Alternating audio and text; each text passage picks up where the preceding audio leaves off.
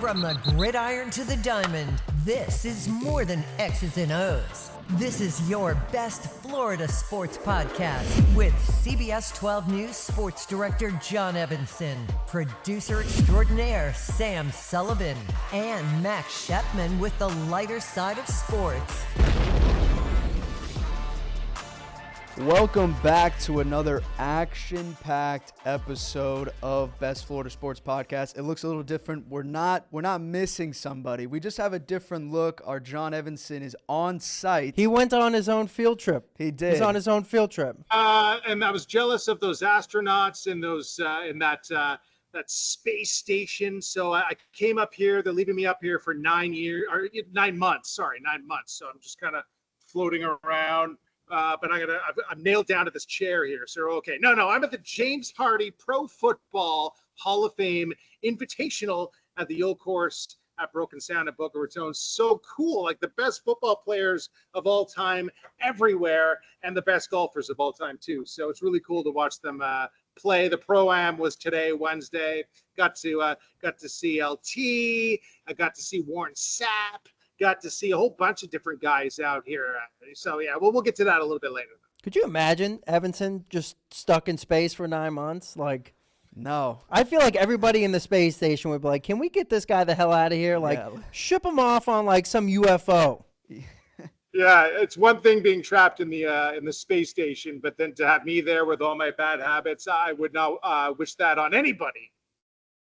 Yeah, well, a team that's got great habits and that's rolling right now, they feel like they're playing like they're on space, is the Florida Gators. I cannot believe that comeback over the weekend against Texas Tech. I thought it was over. I thought, you know what? They had a great run. They're going to break my bracket. That's it. They're finished. But with 3 minutes left, 18-4 run. They're down by 9 to win the game. I thought that was just crazy. Well, and I think that's like the thing too, though, is like, you know, Florida has the expectation of like, okay, they're going to the championship, like they're expected to be there. And of course, like with teams like that, you know, you have to fight off those expectations sometimes. And sometimes when you're a top team like that, you have to go through some sort of adversity to show that you are capable of doing something like that. And, you know, obviously Florida rose up to that test. I mean, like you, when I saw the score, I was like, oh, man, this is like goodbye Florida. Like, great run, I guess, like, but a huge upset here. But, yeah, I think, like, this really sets up Florida well because, again, it shows that they can be battle-tested. They're not afraid to overcome a huge deficit. And when you reach this point in the tournament, that's obviously key. Obviously, everything I'm saying is cliche, but, like, sports fans know, like, okay, like, let's say Florida goes down next week. Okay, why should you be panicked if they're losing at a certain point? Right. I'll tell you why you should be panicked. I have the Gators as my champion, and I've had minor heart attacks throughout this entire NCAA tournament. And, yeah, I worry, though. I'm going to stand by my pick, the Florida Gators. Clayton Jr., he seems to just have that switch that just clicks at a certain point of the game when it looks like they're completely out of it. Nope, they're not. Let's just get a couple threes in here. But how many more of these do the Gators have in them? We've seen bad habits at the beginning of these games, the last 3 games. And I think every press conference that Coach Golden has attended after, he's admitted, man, we did not have our Florida Gator style of basketball going in that first half. We dug deep. We figured it out. Hopefully they can keep doing that, but I think ideally we'd want them to get off to a fast start against Auburn, who, let's face it, these 4 teams are all in the Final Four for a reason. It'll be way tougher to sort of harness that type of comeback if they get too behind against their next opponents. Well, you know, and I think Walter Clayton obviously is like one of the most proficient perimeter shooters in the game. So obviously it's nice to have that going for you too. So, you know, anytime you have a weapon that you could just rely on out there, you know, obviously that helps in your advantage. Yeah, I mean, 30 points on 50% shooting, you're not – and just the consistency from them throughout the entire tournament. you don't really see that often. I love it in San Francisco too. Like everyone, how many people asked compared him to Curry that entire 2-game stretch, and he was worthy of it because he literally looked like Steph out there with those clutch threes and doing it in the house that Steph built. So that was kind of cool. Absolutely, and another clutch part of that game late, Elijah Martin hitting those 2 clutch free throws to go up 3 in the final 20 seconds. Always make your free throw, kids. Always practice your free throw, kids. Gotta show love to FAU, even though those guys in Michigan, they fell to Auburn, and they kind of fell a little hard. So much for my Michigan State Final Four there. Exactly. I had it the same way. Yep. I've got my entire Final Four intact except for Michigan State. That was the one bummer.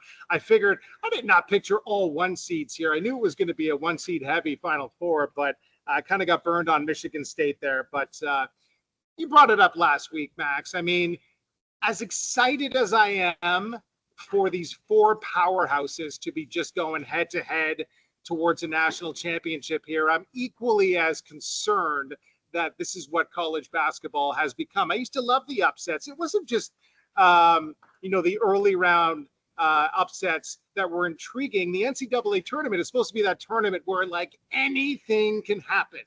And if I'm just worried that moving forward here, it might be too obvious that the 1 seeds and the 2 seeds are just too hard to overcome with NIL and with the transfer portal. And it's going to become very heavy at the top and not so much room for upsets as you go down the rankings. Well, talking about seeds and stats, pulled out a nice stat today that, ever since the seeding process in 1979, this is only the second time that every number 1 seed has made the Final Four. And the last time, obviously, was in 2008. So, we talked about this, like you said, Evanson, last week. I think the portal and NIL and all that stuff is going to have a really dramatic effect on, I think this is going to be the future of college basketball. It's going to be very rare. Obviously it's rare enough that a Cinderella comes through these kind of waters, but I think get ready because it's going to be all 1 seeds, all 2 seeds. I believe that from here on out because it's just kids are just leaving the small town schools because, when you look at the Cinderella teams, it'd be like 5 seniors that played in whatever. And, when you really build a team chemistry like that, that's how you get those sweet runs. And kids just don't stay around that long. So when you think about it, the change, like the turning point was right in Boca Raton, man. Like FAU might be that last really cool Cinderella team that went all the way to the Final Four, and then a year later they break up, and you see all their stars playing for these teams that went deep in the NCAA tournament. And Elijah Martin, look at him right here with the Gators in the Final Four. Well, and just to wrap my point up, it's not only the players too. You saw it with Dusty May. He got the big contract in Michigan, so a couple little, that might take opportunities away from smaller school coaches because if you're not reaching the tournament all the time or don't go on a big run, that could really severely hurt some smaller school coaches maybe getting their chance to coach a big-time program. For sure. How great is that Houston-Duke game going to be, though? Like, Houston's defense is just ridiculous. And then, of course, they're taking on Duke, the Cooper Flag. That's right. Cooper Flag, the number 1 pick coming up in the next – I mean, that's going to be – I mean, it's funny. You can't complain about the matchups because they're so great, but the tournament used to be great for other reasons as well. So we'll see what happens. Can't do anything about it, right? That's right. Well, we'll get to our picks for those games later. But first, let's get to where you are right now, John. You said James Hardie Invitational down in Boca Raton. More than 25 Pro Football NFL Hall of Famers, 70-plus PGA Tour champions. What's it been like out there?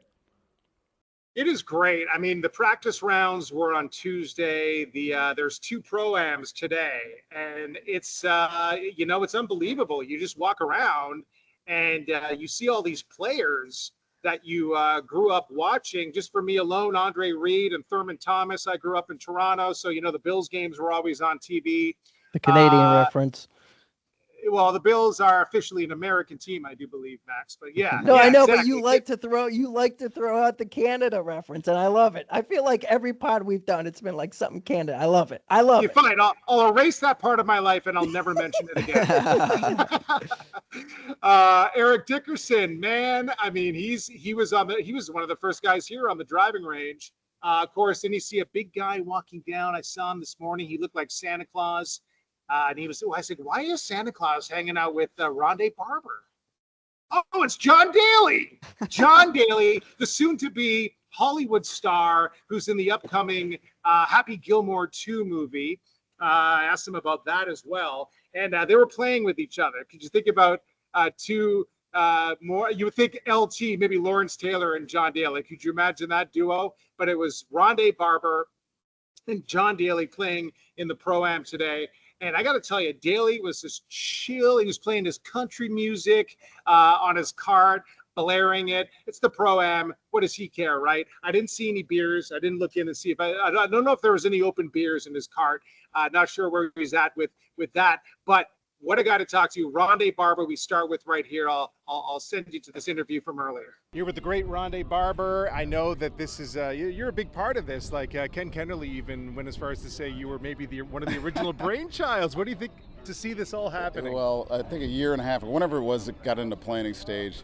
I just got into the Hall of Fame, and Hollis Kavner from ProLink Sports, who manages my tournament over in Tampa, the Valspar, asked me to contact Jim Porter at Hall of Fame, see if we'd be interested. So my little part is just making a connection, but to see what it's become, it's pretty awesome. This is a great day, obviously today, a good weekend, so it's gonna be a fun event. What do you notice in the dynamic when you pair, one of the best football players ever with one of the best golfers ever? Right, I think that's probably one of the allures of this, and I think in the planning that was it too. You got the champs guys that have been around for a long time. All the golfers here are Hall of Famers that obviously have reached their pinnacle as well, just like these guys. So we don't get to interact a lot, professional football and golfers, but when we do, we have a pretty good time. And you have a very interesting playing partner today, John Daly over there. Was that your choice, or was it just given to you and you're like, hey, this will be fun? I plead the fifth on that, but JD and I are from Tampa. We're both from that side of the state, and I mean, he's a legend. He talked about us earlier about being around all these NFL players and how special it is. I'm like, we're around one of the greatest characters and personalities in the history of golf, so it's a pretty fun day. What's it like playing with him? Oh, well, he's exactly what you think he is. So, and he's great. I mean, he's casual, he's relaxed, which I love, which he always is. And he's making, with the CEO of James Hardie, Aaron Erder, and he's having a great day, a great time with him. Sounds like Ronde Barber set this up. He wanted to play with you. What's it like playing with him? Oh, it's great. We've known each other forever, and him being with the Bucks and all that, and the Panthers. Yeah, he's the Bucks when they won, right? Yeah. Yep. I get them all confused, but yeah, he's a great guy. I've known him for a long time, and we have a lot of fun with me, him, and Coach Gruden. Sometimes we go out and play golf in Tampa. That's where I live now. So, what do you notice? What do you notice when you play with, one of the best football players to have ever played? I mean, all these guys, Pro Football Hall of Famers. Is there a different dynamic when you're out there with those guys? Well, I mean, we respect each other for what we've done, but we're friends, and it's just so cool. We don't get to see each other that much, but when we do, we have a good time. Do you like being a movie star now? We'll see. Happy Gilmore too? What was that like on set? It's awesome. We had a blast. Adam's one of my best buddies. I've known him forever, and just want to thank him for putting me in it. It's a good one. Can it live up to the first one? Oh, it's better. I think because you're in it, right? I just think it's better. Yeah. The whole detail of it's so much better. You're gonna love it. Oh, I don't know, man. That's Happy a tall Gilmore order. is a classic. The original, the OG Happy Gilmore is a classic. We've seen these remakes before, and they've absolutely blown. They have. So Listen. I'm very The nervous. Godfather, you guys may not realize this, The Godfather 2, by many people's accounts, was way better than The Godfather 1, which was considered an absolute classic. So who knows? And look at how Wicked is doing. Who thought you could do better than The Wizard of Oz? But Wicked, big blockbuster movie. That's kind of like The Wizard of Oz 2, right? So yeah, let's believe. I don't know Let's about believe that, John Daly here. Sure, we'll believe. Put our faith in Daly. Max. Well, speaking of big names, obviously Happy Gilmore. There's some big names out at the tournament this year. Obviously Riviera Beach, Suncoast grad and Hall of Famer Devin Hester's out there. Spoke I'm with a big, him. I'm a big, Devin, you yeah. go ahead. Yep. I'm a big. It's like I'm talking to someone in Europe or something. Sorry, you go ahead. I'm on satellite. I'm a big Go ahead. Steelers guy, so the bus, Jerome Bettis out there, ride him on home after the Super Bowl. So I know, Sam, you got some names over there too. A little closer to my time, Megatron, Calvin Johnson, somebody I consider to be, a top 3 receiver all time for sure. Yeah. So definitely some huge names. Probably, obviously, you already brought up the name, but he was a big talk this NFL season, even though he hasn't played in a bunch of years. Eric Dickerson, Saquon Barkley, Eagles running back, came very close to breaking that record. Did not play the last game. John, you did get to talk to him about this tournament. You said he was out here early. How is that competitive nature still instilled in Eric Dickerson? It is funny. That's actually a really good segue to go with there, because I was dissing you for your segues last week, but that one was really good because one of the big things I talked to Dickerson about is you would think like this guy played in stadiums in front of like 80, 90,000 fans. And he totally admits he is absolutely terrified of teeing off in front of a gallery of people. It just like he was nervous that we were filming him on the driving range. He was like, please don't watch me, like Mr. Shy. You would never think of him to be a shy guy. Devin Hester actually walked up to his to the tee box and almost killed our camera guy, Ed, who was off to the normal side. Normally you're safe just off to the side. You've shot golf before, Max, and you're thinking you're safe. These guys are professionals. Yeah, but Devin Hester ain't Tiger Woods, bro. A ball whizzed past Ed's ear, and Ed just kind of like didn't even like really react. So, but it was kind of a funny moment. He shanked his first 2 drives. So I think it was partly because we were all watching him. There's 3 cameras there. So very interesting. He brings that up. Imagine like Eric Dickerson. Just talking to him, being face-to-face with him, having an opportunity, not only him, but as you said, 25, 30 guys out here, the biggest names of all time in pro football.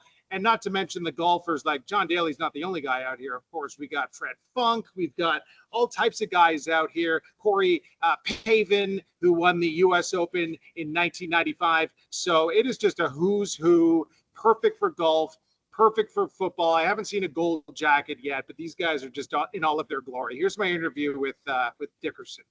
Hey, Luku, I'm with the greatest running back of all time, Eric Dickerson. And are you the greatest golfer of all time? Will we discover that this weekend? Like I said, I am Ranger Rick. If you want a lesson on the golf course, on the driving range, I can give it to you. Now, on the course, everything changes. But no, my game is suspect.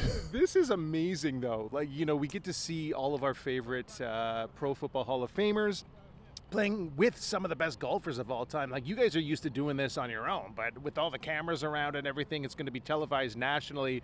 Is this a little bit, do you get those butterflies going again? Of course, man. We don't do this like the pros. I watch those guys line up and the people down the gallery, and I'm like, he gonna hit that ball, really? Those people right there? I couldn't do it. So it'll be a little nerve-wracking. I will not be playing Friday. I'm leaving Friday. I have my own event in Dallas, but I will play Wednesday and Thursday, so I'm looking forward to that and playing with the guys that I know and playing against some guys that I know. Different type of adrenaline, obviously, 2 totally different sports, football and golf, but are there some similarities? Because you guys all seem to really get into it. There's so many Pro Football Hall of Famers here this week. Well, the thing is that when you retire from football, you can't play football anymore. That's a sport that you played since you were a kid, so you have to pick up something else. I won't forget when I used to call this game, this is for old men. People don't play. I would never play golf, but now I love it. I love it. I'm hooked on it, and so I love getting out here playing.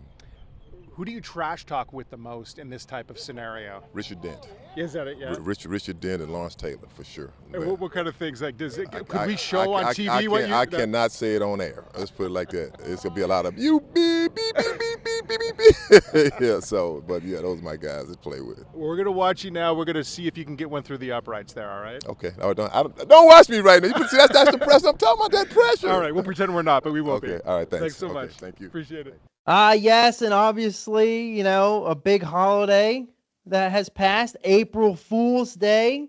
And, one of the greatest April Fool's jokes, Tiger Woods posted on X saying that, couple weeks ago, he tore his Achilles, and after some cryotherapy or hyperbolic chamber and taking some like deer tranquilizer, whatever the hell it was, that he'll be competing in the Masters next week. I know. The entire sports world was at a standstill because For they 2 couldn't minutes. believe it.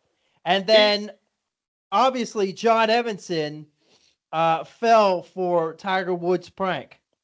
Yes, I did. I'll admit it, man. I'm walking around now because my laptop died, so I'm on my phone now. It gives us a chance to kind of look around here. There's the driving range there in the background. But yeah, 8:30 in the morning, I think it was on Tuesday. Tiger Woods came down. Hadn't even no likes, no comments, anything yet. I saw it right as he posted it, and it said, "I can't believe I'm going to say this, but miraculously, I'm able to play next week at the Masters. Looking forward to seeing you at Augusta." And I thought, this is unbelievable. And I retweeted it. You can't say that anymore, but I will. I re-X'd it. I re-X'd it and with a quote saying, "This was beyond unexpected. What a way to start the week. We'll see Tiger in Augusta." And then 30 seconds went by, and I thought to myself, wait a minute. And I looked at my phone, and it was April 1st. And I deleted it immediately, and I was like, what an idiot. And I retweeted it with a quote saying, "April Fools," with an exclamation point. Within 30 seconds of me doing that, Tiger retweeted it himself saying, "Just kidding, my Achilles is an absolute mess." And I was mad. I thought at first, I'm like, this guy's going to get major backfire for this. What a jerk. How dare you? But when you really think about it, it's pretty funny. It's pretty funny. He's a funny guy. Yeah, well, we can't confirm. We can't confirm he will not be at the Masters. So if anybody is actually thinking he's going to be there, we can't confirm he will not be there. He will not be there, but our very own John Evenson will be there next week. So stay tuned. Of course, CBS 12 News. He'll have all the coverage on the practice rounds Monday through Wednesday. We will have a very special podcast next week from when he is out there in Augusta. So stay tuned for that. But for now, we're going to switch gears to Major League Baseball. Talk about messes. The big talk of the town, torpedo bats. Torpedo bats. This is how I am. Tell me if I'm right or if I'm wrong here. Okay, torpedo bats. They're totally legal. I'm surprised no one thought of this already. Check. Basically, they are able to figure out through science what the sweet spot of any given hitter's specific swing, where the ball generally hits off his bat, and they're able to thicken the wood on that part of the bat to just make it more juicy when they hit the ball in that particular spot. And then the Yankees hit like 45 home runs in one game the other day. But ironically, Aaron Judge hit 4 home runs over the weekend, and he was not using the atomic bats. So that was just Aaron Judge being Aaron Judge. So people need to stop with the Yankees are cheating thing. Correct. And everything that you said was correct. Obviously, you're exaggerating. They hit 9 home runs on Saturday. They broke a record for the most amount of home runs through 4 games. It was set by the Tigers. So I believe they now have 18 home runs now during their first 4 games. This got introduced a couple years ago through an experimental period. All of this has to get approved, of course, by the MLB. Cody Bellinger tested it out last year with the Cubs, didn't like it. Giancarlo Stanton used it last season, used it in the playoffs when he had one of the most historic playoff runs I think we've seen from a player in recent history. But he's not the only one that uses them for the Yankees. Of course, there's Adley Rutschman with the Orioles, Ellie De La Cruz, who... Yeah, Ellie used it for the first time on Monday night. He went 4 for 5, 2 home runs, 7 RBI. So I was reading in the article that like he wasn't planning on using it, and he tried it for the couple hours before the game. He was like, you know what, we're going to give it a shot. And next thing you know, he's throwing up 2 bombs and 7 RBI. So it just, a lot of people say that it makes the bat feel lighter. It gives them that lighter feel to it, and it's just that's where you're seeing more players. I guess that's just where the sweet spot is closer to the label. That's what these torpedo bats are. They're moving the majority of that wood closer to the label, and all of this came about through an MIT physicist, Right. Aaron Lienhart, who worked for the Yankees. Now, what do you know, works with the Miami Marlins, a part of their staff. So, yeah, I mean, to me, this is just an exciting new, and not even new really, but new to us, a new addition to baseball, and keeps it, just keeps it entertaining, really. John, your thoughts? Yeah. Well, I think these atomic bats are likely going to be banned within the next 2-3 weeks. I give it 3 weeks tops, just like the push, the tush push, anything that makes that pitchers can't stop these things, right? People can't stop the tush push. So atomic bats, I think, will also be banned eventually. 2-3 weeks. Pitchers are going to complain there's going to be too much offense, and they'll be deemed illegal. Well, and I think one thing is I'm in favor of the torpedo bats because, again, sports is an entertainment business. And for me, there's really only 3 true outcomes in a baseball game, right? It's a home run, it's a strikeout, it's a walk. Not many people want to go to a baseball game and see a walk or a strikeout unless you're specifically there to see Paul Skeens or something. Right. Fans want to be entertained. And if it brings more entertainment to the game, there's nothing wrong with adding entertainment to the game. I mean, so who cares if they're using different bats? MLB specifically approved these bats. It has to go through MLB for these guys to even use it. Yes. So I'm all good with that. So they're juicing the bats. Who cares? Whatever. But, some players don't. Some players aren't having success with it. I believe Francisco Lindor on the Mets, he's 0 for 13 trying to use that torpedo bat. So I'm all in favor of it because it brings entertainment to the fans, and sports is an entertainment business. And so, if you're juicing these bats and that's allowed, what's the difference between using these bats, which theoretically almost is like performance enhancing, than what Mark McGwire and Sammy Sosa did taking performance enhancing drugs? I mean, there's really not necessarily a difference if you look at it. They're both used to enhance their performance. Right. So, what's really the difference? I'm all in favor for this. I'm all in favor for it.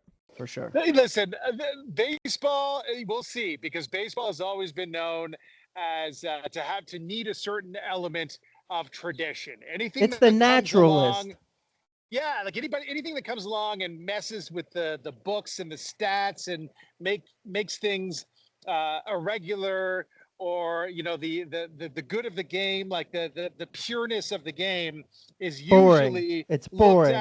Well, yeah, they're going to have to get over that. You're right. I don't agree that steroids and performance enhancing drugs is in the same category as this, but hopefully we'll see now that we've gotten to a point where baseball knows that if it doesn't want to die, they're gonna ride the momentum of this and enjoy this, and let people enjoy the long bombs and the 45 home runs in one game scenario, because there's a lot of other sports that are getting attention right now other than baseball, and baseball needs something like this. Everyone's talking about it. It's huge. So yeah, don't kill the atomic bats, please. For sure. And I think the last thing to wrap up this topic is we're seeing these new bats, and we're seeing how it helps out batters who get in on the ball more than normal.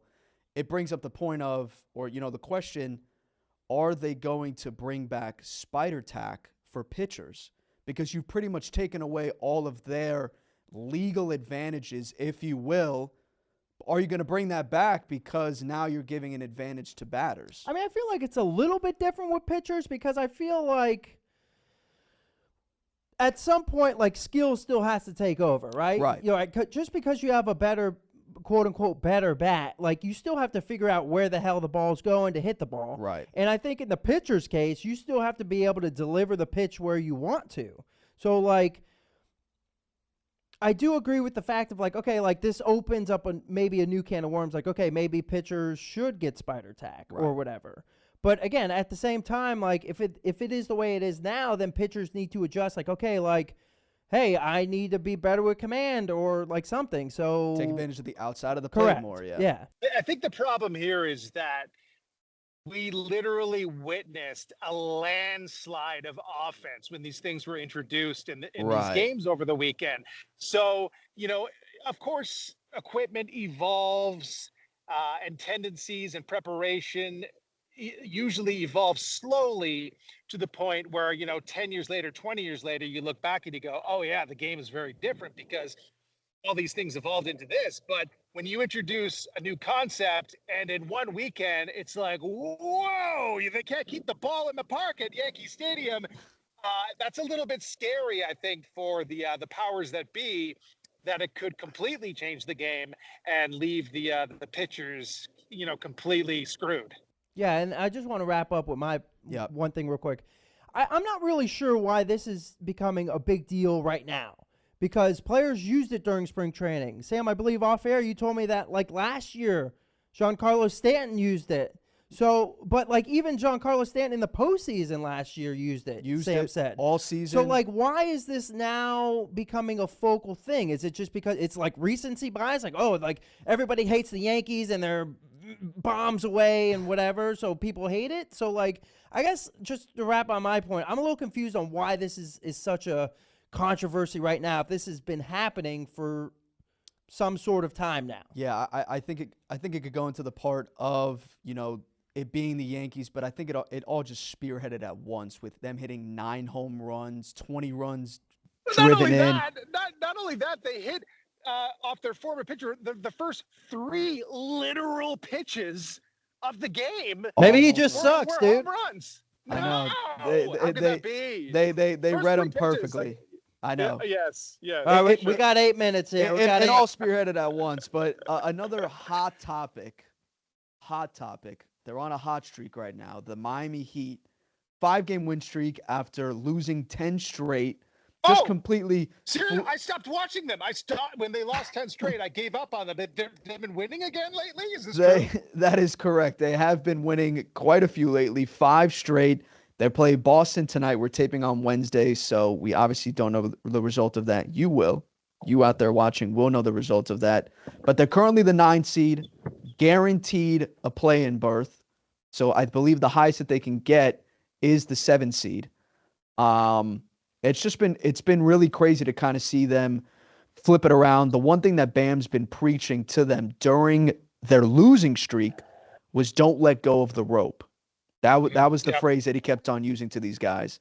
And you got to give them a lot of credit. They have not let go of that rope during this 5-game win streak. Tyler Hero averaging 28.4 points per game. Max, I mean, when you see a team flip the switch like this, what does it make you think that they can accomplish going into the play-in? Well, I kind of think it almost like leads to like the Florida debate, right? It's like you got to go through adversity at some point during the season. And yeah, like after a 10-game losing streak, teams easily could mail it in, right? Like, okay, well, we're not going anywhere, whatever. But the foundation of the Heat franchise with Bam and Tyler Hero, just like Bam said, don't let go of the rope because you just don't know. And when you kind of have that mindset of like, okay, like, yeah, sure, we've gone through a rough time, but like to be able to find that winning culture again. And obviously they had to deal with a lot during the trade deadline with Jimmy Buckets and trying to figure out an identity after Jimmy Buckets. So it's been impressive to see the Heat really turn around. And again, obviously the cornerstone of the franchise of Bam and Tyler Hero being able to help carry this team back into playoff contention says a lot about where the Heat culture is now going step forward. Right. Yeah, Bam really showing his leadership over the past 3 games, and he hasn't been, mind-blowing offensively or anything, but through all the other stats, defensively on the boards and everything, he's just been a powerhouse. And Tyler Hero, unbelievable. I guess the new culture is kind of the old culture because we've witnessed the Heat pick it up late in seasons before, make it into the playoffs with the play-in, and play themselves all the way to the finals. So, Coach Spoelstra, huge part of that. He's changed the offensive game plan quite a bit. He says they're not even quite there yet. But if that's the case, this could be another late season run and hopefully maybe a surprise playoff run here. We'll see. The one thing I do want to talk about real quick before we get into the NFL rule changes, Dolphins losing a big piece. Calais Campbell signing with going back to the Arizona Cardinals, the team he got drafted by, 1 year, $5.5 million, could make up to $7.5 million. A tough loss for this team, but you just got to keep pushing. You don't have that much money. What are you going to do? All right. It seemed like he was preparing us for it. McDaniel was on Monday. He said it's an important position. They would love to have him back, but they have to prepare either way. So they've got a plan B and a plan C. But yeah, that is a big leadership loss for sure. For sure. All right, so let's go into the big rule changes that took place. One that everyone's been asking for, both teams will possess the ball in overtime every game of the season now, not just playoffs, every game of the season. All right. Touchbacks will now be brought to the 35-yard line instead of the 30. I talked to you about this before the show, Max. Might as well put them at the 50 at this point because Yeah, I know the NFL adopted the quote-unquote dynamic kickoff, and this is supposed to help with more returns, right? But, they're also worried about player safety and all that stuff. Yeah. So if you're worried about player safety, wouldn't you want less returns in those big collisions? But what do I know? I'm just a schmuck. Yeah, right. You're just the lighter side of sports. And then the last big one I've got, replay officials can overturn penalties on defensive players being hit. So that also includes horse collar tackles, roughing the passer, tripping, running into the kicker, and face mask. Yeah, which I like because a lot of these times especially the hits they're bang bang like a human can only process so much at one point, right? Yes. So I think the assisted replay on that is going to be a big help. Now, and again, it's a human game. There's going to be error called, and anything that you can help eliminate that, I'm a big fan of. Yes, and then the last big one that was not approved, they didn't get enough votes. They actually got exactly half of the teams. 16 teams wanted the NFL to ban the tush push, the brotherly shove that the Philadelphia Eagles have been tried and true with for the past few seasons. Did not get enough votes, so they will talk about that next month in the middle of May. Revisit it, see if they can get enough votes. Nonetheless, could not make it happen. Yeah, I'm not a big fan of banning it. Like, dude, why are you going to ban something that's creativity? Right. Why are you going to ban something that's creative? The tush push is not creativity. The tush push is a physical thing that just is a guaranteed first down pretty much, especially when the Eagles are doing it. That's not creative. No, but it's creative. It's big, huge guys who are just pounding the quarterback into the line, man. I'm all for them banning the tush push. I want to see some creativity, but the creativity of Nick Sirianni and those guys even being able to create the play. It's interesting because there are creative two are the sides. atomic bats? Those are really creative too, but they're going to be banned in 3 weeks. So see, he's not he wants everything banned. He's a baseball traditionalist. That's right. All right. So the I'm last a thing. football and baseball traditionalist. That's the last topic we've got for you today. Our March Madness final picks, Final Four, and we're gonna sneak in our championship picks. Max, I start with you. 6:09 on Saturday. The Florida Gators take on Auburn. Who you got? I'm almost out of here. I like. Thanks for cutting them off. Thanks for cutting me off, John. I really like Florida. I feel like their offense is very good. I don't know. Especially the way that Florida came back, right? I just feel like that's going to help them in a big way. I like Florida in this one. John, who you got?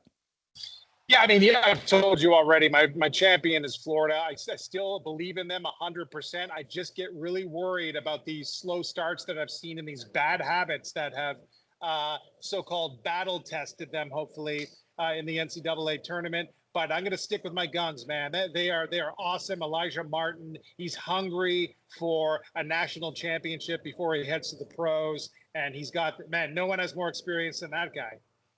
For sure. All right. I've got the Gators, even though earlier this season, in the regular season, UF beat Auburn 90-81 back in February. It's so hard to beat a team twice in one season, both, regular season and tournament time, but I still got the Gators. Going to be a very close one like we just saw for them last weekend. All right, final one, Houston versus Duke, 8:49 Saturday. Who you got, Max? Defense wins championships. Wins championships. Houston has the defense. Defense wins championships, but not this time. Defense will not win a championship because Duke is awesome. All right. So As Max said, Duke is awesome. yeah, there you go. So I'm going to reply for John Evenson. I like Duke as well. I don't think anybody's stopping Cooper Flagg, dude. Dude is just on a mission right now. For sure. And they're the most talented team. I've also got Duke. I've got Duke, Florida in my bracket for the national Me championship, too. but I've got Duke winning it all. I've got Cooper Flagg. The stars are aligned. Number 1 overall pick.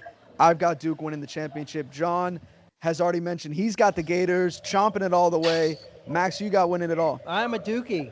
All right. I'm a Dookie. You're a I'm Dookie. picking Dookie. So we're in favor of Duke, even though this is the best Florida sports podcast.